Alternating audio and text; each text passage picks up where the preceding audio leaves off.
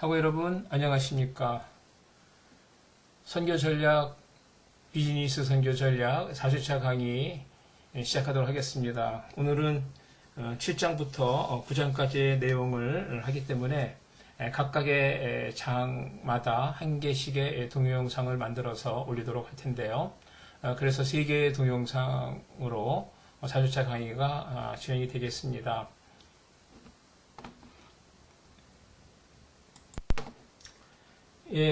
먼저 7장 초대교회의 선교 전략을 살펴보도록 하겠습니다.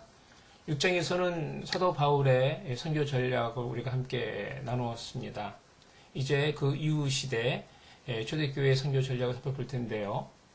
우리가 여기서 초점을 맞춰야 하는 가치가 있다면 예루살렘 다락방 소그룹 모임에서 시작된 이 복음이 기독교의 교회가 어떻게 주후 500년경에는 로마 제국의 주요 종교가 되었는가, 거기까지 성장해 왔는가, 성장할 수 있는 그 비결이 무엇인가, 혹은 선교 전략이 있다면 무엇인가에 초점을 맞춰야 할 것입니다.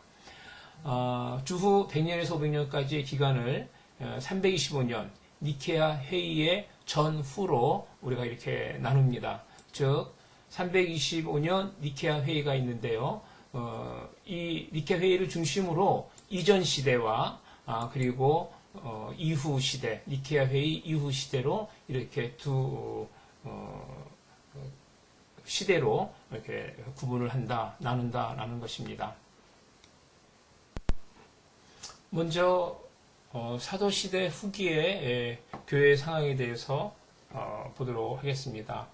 이 사도 시대는 에베소에서의 사도 요한의 죽음과 함께 막을 내립니다. 그 당시의 교회 상황이 어떠한가? 초대교회의 전승에 따르면 다데오는 오데사에서, 마가는 알렉산드리아에서 교회를 개척하고, 또 베드로는 비두니아, 갑바도기아에서 설교를 했습니다. 또 바울은 스페인으로, 도마는 인도로 떠났다고 초대교회 전승의 증언을 합니다.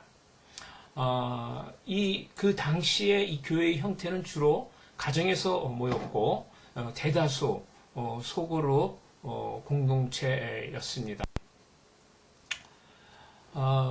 로드니 스타크는 이렇게 얘기합니다. 주후 100년경의 그리스도인이 약 7,530명 정도로 추정하는데 그들 다수는 도시에 살았다. 이는 바울의 거점 도시 중심의 선교 활동 때문이다라고 이렇게 말을 합니다. 초기에 이 교회는 강한 유대인의 영향을 배제할 수 없었습니다. 그러나 점차 이 교회에 이방인들이 증가하고, 또 이방인 교회의 증가로 점차 그리스 문화의 영향을 더 많이 받을 수밖에 없게 되었습니다. 이러한 경향은 주후 70년에 예루살렘이 파괴되었을 때 유대인 그리스도인의 흩어짐에 따라 더 급속하게 가속이 되었습니다. 따라서 이 사도시대 후기의 이 교회에 대해서 우리가 말한다면 그 당시 교회는 100명 미만의 회중이나 가정교회로 도시에 위치해 있었고 주로 헬라어를 사용했을 것이다 라고 이렇게 우리가 볼 수 있겠습니다. 두 번째, 기독교 확장의 요인에 대해서 우리가 생각해 볼 텐데요. 첫 번째는 지난 시간에도 언급한 대로 언어입니다. 모든 그 로마 제국이 헬라어를 공용어로 사용했기 때문에 초기 선교사들이 특별히 이 언어를 새로 배우고 또 언어로 인하여 사역에 그 어려움을 겪는 일이 없었습니다. 이 헬라어가 공용어화된 것은 정말 기독교 확장의 주요한 요인 중 하나라고 볼 수 있겠죠. 두 번째는 다문화 사회였습니다. 초기 선교사의 대다수는 로마 제국의 다문화 도시 원주민이었고, 또 그들은 헬라어 사용과 또 다른 민족을 접촉하는데 특별히 어려움이 없었습니다. 어렸을 때부터 그 삶의 이 환경이 다문화 속에서 살았기 때문에 다른 이 문화에 가서 살고 사역하는데 어려움이 없었다라는 것이죠. 세 번째는 로마 제국의 이 지리적 개방성입니다. 시리아에서 스페인까지 로마의 통일은 선교 여행에 국경을 넘어야 하거나 또 비자를 받을 필요가 없었습니다. 로마 제국이 로마 제국 전체를 이제 통일함으로 말미암아 한 나라가 된 거죠. 지금 생각하면 선교사들이 비자를 받고 또 비자 때문에 추방당하고 이러한 어려움이 있는데 그 당시에 로마 제국의 이 지리적 개방성으로 인하여 비자 없이 얼마든지 선교를 할 수 있었던 것이죠. 기독교 확장의 중요한 요인 중에 하나가 되겠습니다. 이렇듯 때가 참에 기독교가 그 당시 로마 전 제국으로 이렇게 확장될 수 있는 그런 요인들이 있었고요. 그럼에도 불구하고 이 기독교는 많은 박해를 받았는데 처음에 이 초대교회 시기에 로마 통치자들은 기독교를 유대교의 한 분파라고 생각을 했습니다. 유대교는 합법적인 종교로 로마 제국에서 받아들였고, 그래서 이 기독교는 그리스도인들은 로마법의 보호를 받고 있었습니다. 그러나 주후 100년 이후 기독교는 이 지위를 상실했어요. 로마 관리들이 기독교를 비밀 조직으로 간주를 한 것입니다. 그래서 기독교가 그리스도인이 제국 안정에 위협이 될 수 있다고 보았고 결국 기독교 박해로 이어지게 되었습니다. 그 이유는 크게 두 가지인데, 하나는 가이사 황제 숭배를 그리스도인들이 거절을 한 것입니다. 가이사 황제에게 절하면서 가이사는 주님이시다라고 고백해야 되는데 그리스도인들이 이것을 우상 숭배를 생각하고 거절을 한 거죠. 또 이교도들이 기독교의 무신론에 대해서 공격을 했기 때문인데요. 그 첫 번째는 그리스도인들은 우상 숭배를 거부했기 때문에 그리스도인들이 무신론을 신봉한다 이렇게 오해를 했던 것입니다. 두 번째는 이 평화의 입맞춤을 명분으로 기독교인이 근친상간을 한다라고 이렇게 생각을 했던 것이죠. 세 번째는 기독교는 식인 습관을 가진 종교라라고 이렇게 오해를 하고 또 공격을 했습니다. 성만찬에서 이것은 너희를 위하는 내 몸이니 너희를 위하는 내 잔이니 하면서 이렇게 몸과 피를 이렇게 나누는 것을 식인 습관으로 오해했던 것입니다.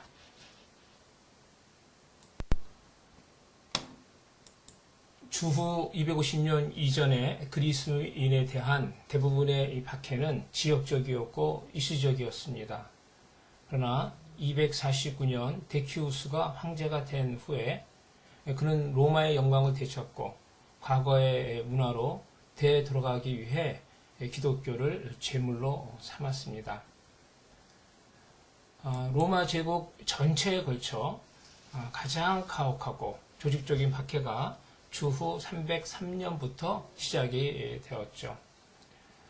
디오클레티아누스 황제가 기독교의 예배를 금지하고 교회를 파괴하고 성경을 불태우고 그리스도인들을 체포하고 투옥할 것을 명령했습니다. 그래서 그리스도인들이 추방을 당하고 또 자기 재산을 다 박탈당하고 고문을 당하고 소금 광산의 노예가 되기도 하였고 심지어 사형에 처해지기도 하였습니다. 때로는 그 사나운 맹수들의 밥이 되기도 하였고 화형에 처해지기도 하였습니다.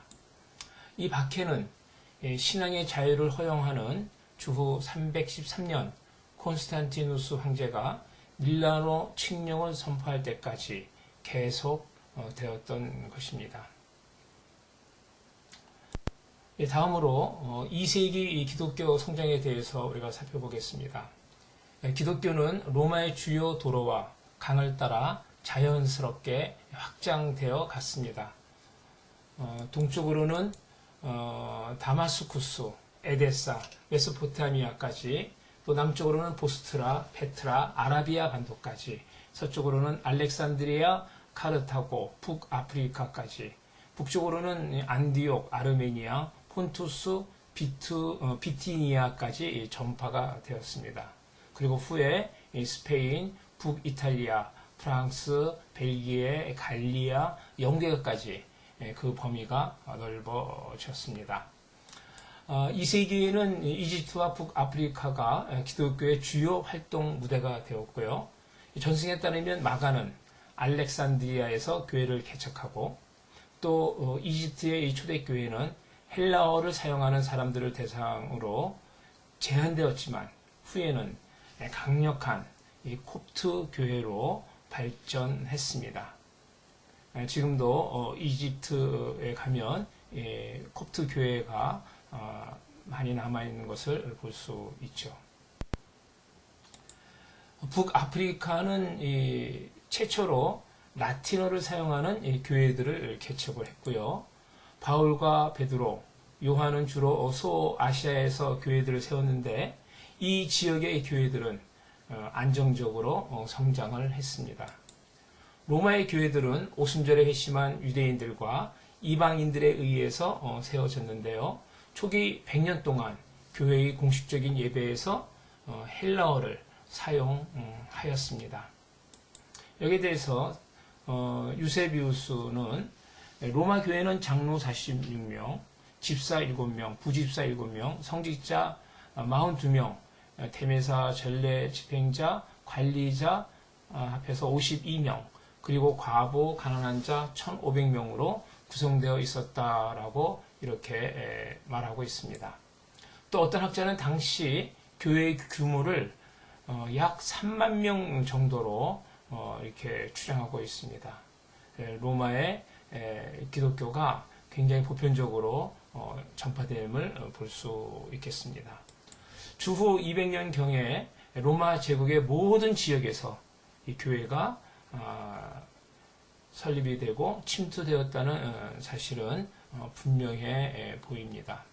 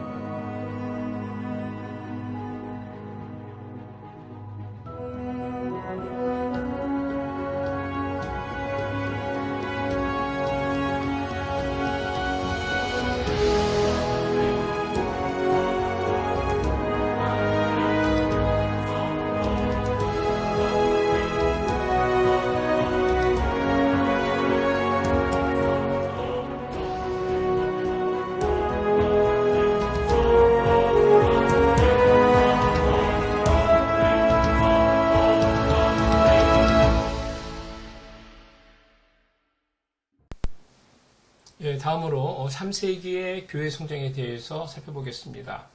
주후 200년에서 260년까지 기독교는 비교적 안정적으로 유지되었습니다. 디오클레티아누스 황제의 박해가 시작된 260년 이후 313년까지 교회가 매우 급속한 성장을 했다고 볼 수 있습니다. 260년까지 교회는 도시 중심으로 발전하였다면 3세기 후반의 기독교 이 대중운동은 주로 시골 마을에서 일어난 것이죠. 이런 변화에는 여러 가지 요인이 있습니다. 첫 번째는 이 시기에는 로마의 사회적 갈등이 팽배해 있었다라는 것입니다. 대외적으로 이 게르만족의 침략을 받고 있었고, 대내적으로는 로마 자체가 통제 불능의 혼란에 빠져 있었던 이른바 군인 황제 시대였던 것이죠. 그리고 둘째는 경제적인 침체도 장기화되고 있었다는 것입니다. 높은 물가 상승률, 또 이것으로 인해서 시골 사람들이 그들의 생산품 판매에 어려움을 가중시켰고, 이는 곧 생존의 위험으로 다가왔습니다. 그래서 이 사회의 공공질서가 와해되어 생산품의 운송 체계도 와해되는 그런 상황이었는데, 이 시골 사람들은 생활고가 가중됨에 따라 그들이 전통적으로 믿고 있던 종교적 신념에 대해 회의를 품기 시작했고, 이와 반대로 그리스도인들은 사회 정의와 악한 영을 물리치는 성령의 능력을 포함하는 단순하면서도 강력한 복음을 제시하고 있었죠. 이 시기가 니케아 회의 이전 시대의 기독교 부흥운동의 절정기다라고 볼 수 있겠습니다. 기독교의 평화와 확장은 주후 303년에 시작된 디오클레티아누스 황제의 이 박해로 끝났고, 이 기간 동안 약 15,000명의 그리스도인들이 순교하였습니다. 더 많은 사람들이 물론 박해를 받았겠죠. 또 로마의 주교를 포함한 많은 사람들이 고문과 협박으로 그리스도를 부인하는 배교하기도 하였던 것입니다. 다음으로 주후 325년의 기독교 확장에 대해서 살펴보도록 하겠습니다. 주후 300년경 이 기독교의 이 복음은 로마 제국의 모든 도시와 마을에 전파되었습니다. 그러나 교회의 분포는 그렇지 못했습니다. 교회는 주로 로마의 중심지, 또 리옹을 비롯하여 시리아, 소아시아, 이집트, 북아프리카 등의 지역에서 빠르게 성장을 했던 것입니다. 아돌프 폰 하르낙은 그리스도인들의 이 절대 다수가 주류 사회를 형성했었다라고 이렇게 주장을 합니다. 그는 콘스탄티누스 대제가 집권하던 당시에 약 300에서 400만 명 정도의 그리스도인들이 있었을 것이라고 추정을 합니다. 콘스탄티누스 대제가 통치하던 기간 동안 그리스도인의 숫자가 빠르게 증가했는데, 이는 그리스도인들에게 주어진 어떤 특권 때문입니다. 기독교가 혜택을 받는 종교가 되었던 것이죠. 어떤 면에서 굉장히 좋긴 하지만 질적인 면에서 일부 문제가 있었다는 것을 우리는 알 수 있습니다. 교회가 성장은 했지만 오히려 교회가 세속화의 시작이 되었다라고 이렇게 볼 수 있는 것입니다.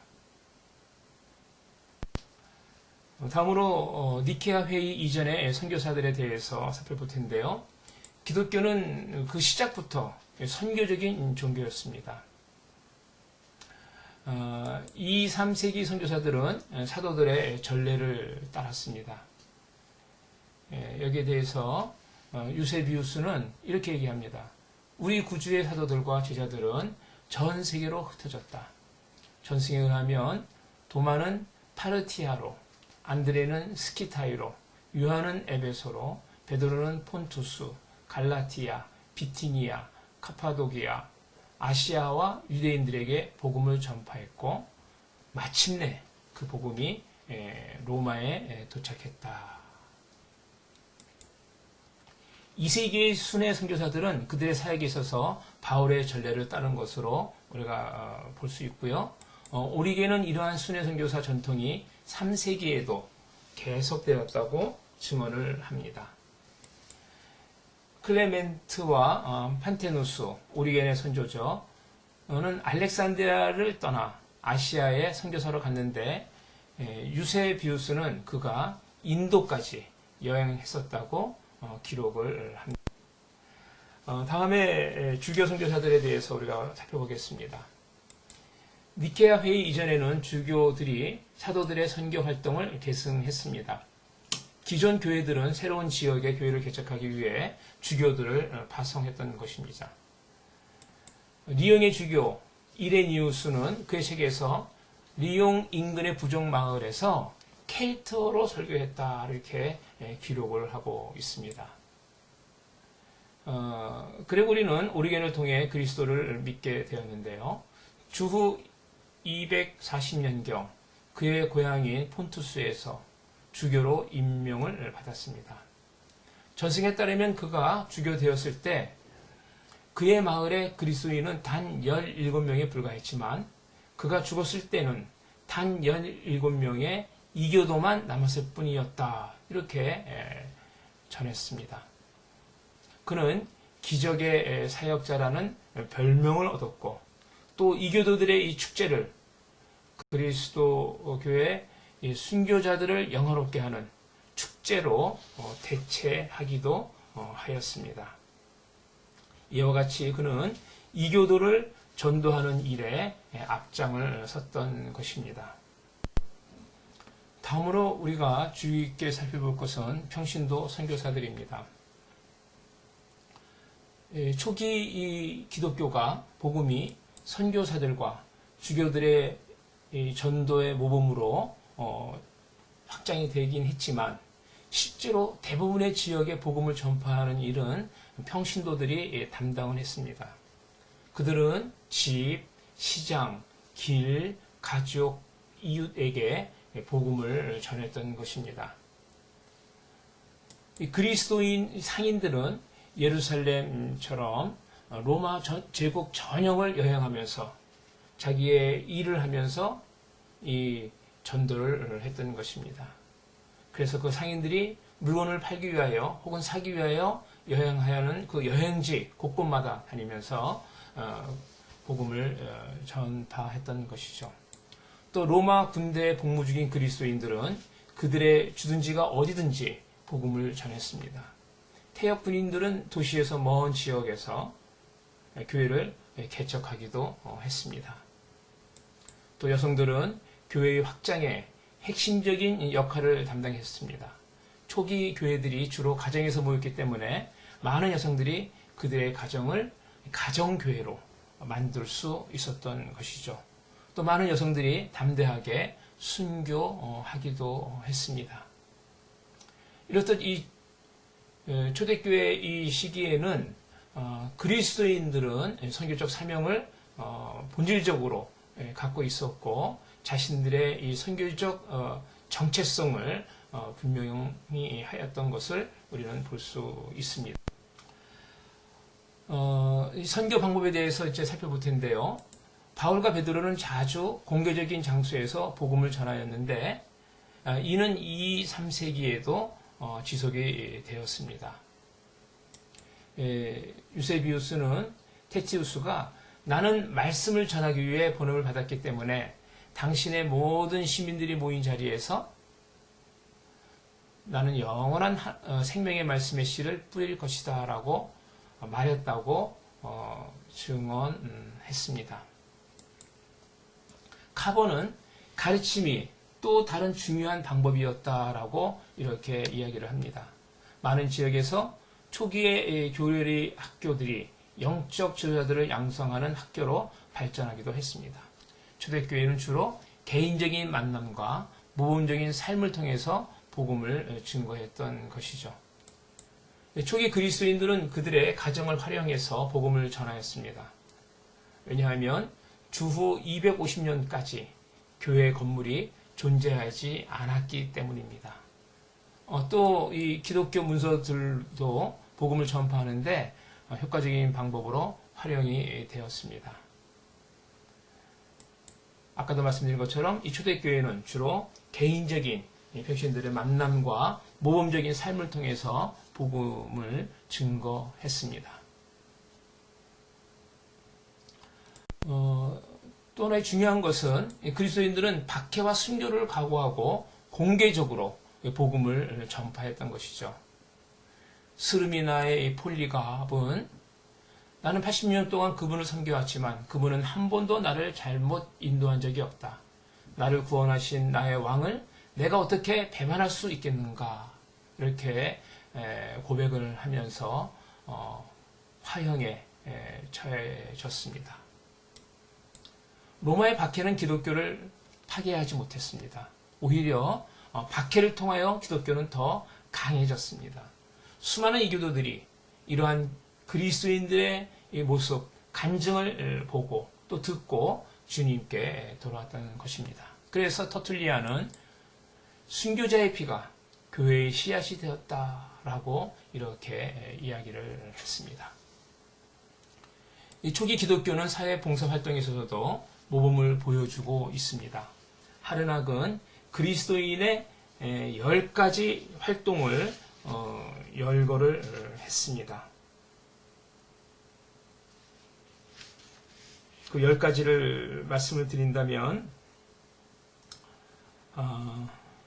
일반적인 자선, 교사들과 관리들에 대한 지원, 고아들과 과부들에 대한 지원, 병자들과 노약자들에 대한 지원, 죄수들과 그들의 가족들에 대한 돌봄, 극빈자의 매장, 노예들에 대한 돌봄, 자연재해 피해자들에 대한 지원, 취업 기회 제공, 도움을 필요하는 자들에 대한 환대 등 그리스도인들이 실천해야 했던 그런 10가지 활동을 열거했던 것입니다. 이렇게 이 초대교회의 이 선교 방법은 노방전도, 아까 말씀드린 것처럼 또 가르침, 가정을 활용하여 복음을 전파하고 기독교 문서, 또 이 개인적인 만남과 모범적인 삶, 박해와 순교, 또 사회 봉사 활동 등의 어떤 선교 방법이었다라고 볼 수 있겠습니다. 그래서 이들은 기독교 교회의 초기의 이 교회는 사회 봉사와 전도를 구분하는 이분법이 존재하지 않았던 것이죠. 이 두 가지 모두, 사회 봉사와 전도, 이 두 가지 모두가 교회의 자연스러운 선교 활동이었다라는 것입니다. 결론적으로 이 기독교의 확장에 영향을 준 요인들을 이제 살펴볼 텐데요. 기독교 초기 시대에 어떻게 기독교가 성장할 수 있었는가, 7가지를 살펴볼 텐데요. 첫 번째는 하나님의 축복입니다. 또 그리스도인들의 복음에 대한 열정이 있었죠. 또 교회의 호소력 있는 메시지, 교회의 조직과 제자 훈련도 교회 성장을 도왔다는 것이죠. 교회의 포용성, 모든 인종과 모든 계층의 사람들을 포용했던 것입니다. 또 초기 기독교의 높은 윤리성, 그리고 그리스도인들이 자녀들에게 큰 의미를 부여했는데 그리스도인 가정이 더 많은 자녀를 낳았던 것이죠. 오늘날 이슬람의 어떤 부흥 원인 중에 하나도 이슬람 가정이 많은 자녀를 두기 때문이라고 볼 수 있습니다.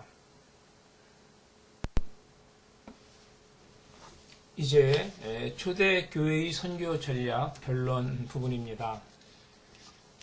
주후 325년 교회는 로마 제국의 전 지역에 퍼져 있었습니다. 그 당시 그리스도인 숫자에 대해 스티븐 닐은 500만 명으로 로드니 스타크는 600만 명으로 추산을 했습니다. 주후 500년경 로마 제국 시민의 절대 다수가 그들 스스로 그리스도인이라 불렀고 선교사들은 국경을 넘어 복음을 전하기 시작했습니다. 교회는 복음 전파를 위해 어떤 비밀스런 공식을 따르지 않았고 사도들의 모범을 따랐습니다. 속사도 시대 교회의 혁신적인 방식 중 하나는 변증을 위한 문서 선교였던 것입니다. 또 오늘날까지 가장 복음 전파의 핵심적인 요인은 평범한 그리스도인들의 삶과 행동을 통한 증거였습니다. 이렇게 초대교회의 이 선교 전략에 대해서 우리가 살펴봤습니다. 이어서 제8장 로마 카톨릭의 선교 전략을 보도록 하겠습니다.